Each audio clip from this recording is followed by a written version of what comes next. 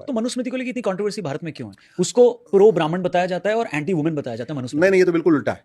मनुस्मृति में ब्राह्मणों के लिए बहुत लिमिटेशन है। उदाहरण के लिए हाँ। सेम अपराध एक समान है। हाँ। उसमें शूद्र को 1 साल की सजा है, वैश्य को 2 साल की सजा है, क्षत्रिय को 3 साल की सजा है और ब्राह्मण को 4 साल की सजा है। तो मनुस्मृति ब्राह्मण के तो बिल्कुल, अगर आज के हिसाब से देखें तो आज वाला संविधान ब्राह्मणों के लिए ज्यादा अच्छा है। मनुस्मृति आज की डेट में ब्राह्मण कुछ भी कर सकता है। वो नाई की दुकान खोल ले, धोबी की दुकान खोल ले, जूता बनाने की दुकान खोल ले, मिठाई की दुकान खोल ले, हलवाई की दुकान खोल ले, कोई भी काम कर सकता है। मनुस्मृति में तो बोला था कल तुम्हें पढ़ना है और पढ़ाना है और भिक्षा मांग के रहना है, और वो नहीं फॉलो किया तो सजा है। नहीं फॉलो किया तो सजा है।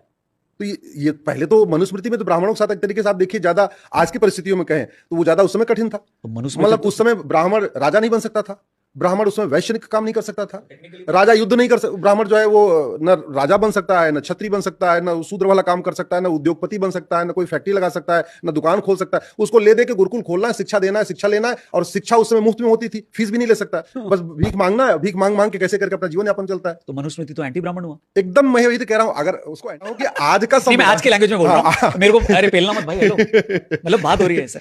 आज के संविधान में सबको समान अधिकार है। मनुस्मृति में ब्राह्मणों को ये बहुत लिमिटेड और रिस्ट्रिक्टेड था। ब्राह्मण, ये मैंने बोल दिया, इस पे केस वेस तो नहीं होगा? नहीं, कोई केस नहीं होना। आपने आज के लहजे के हिसाब से ठीक किया आपने, जो किया है वो आज की डेट में उसको पार्लियामेंट्री भी कह सकते हैं आप।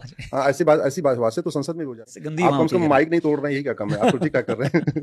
ये आपने बताया कि ब्राह्मणों को कायदे से देखा जाए तो उनके लिए रूल्स एंड रेगुलेशंस मनुस्मृति में ज्यादा थे, ज्यादा रिस्ट्रिक्टेड थे। ब्राह्मणों के लिए आपको ये नहीं खाना, ये नहीं खाना, सुबह उठना है, दिन में कभी सोना नहीं है, इतनी बाउंडेशन। आज तो ब्राह्मण दिन में सो ले, क्या दिक्कत है? रात भर जग ले, कोई तो जो लेफ्टिस्ट बोलते हैं मनुवाद से आजादी, वो क्या बोल रहे हैं? ये महा झूठे हैं लेफ्टिस्ट, इनको कुछ नहीं पता। मैं तो कहता हूं शायद जो ये बोलते हैं शायद इन्होंने कभी पढ़ा भी नहीं होगा। मनुस्मृति में 12 चैप्टर हैं। राजा के लिए अलग चैप्टर है, ठीक है, विधायिका के लिए अलग चैप्टर, कार्यपालिका के लिए अलग चैप्टर, न्यायपालिका के लिए अलग चैप्टर। मनुस्मृति पहला ऐसा ग्रंथ है जिसमें कहा गया वसुधैव कुटुंबकम, पूरा पृथ्वी एक परिवार है। मनुस्मृति पहला ऐसा ग्रंथ है जिसमें कहा गया नारी तु नारायणी। मनुस्मृति पहला ऐसा ग्रंथ है जिसमें कहा गया पूज्यते रमन्ते, जहां नारी की पूजा होगी वहां देवता निवास करेंगे, जहां नहीं होगी इसका मतलब वहां राक्षस निवास करेंगे। बड़ी सीधी सी बात।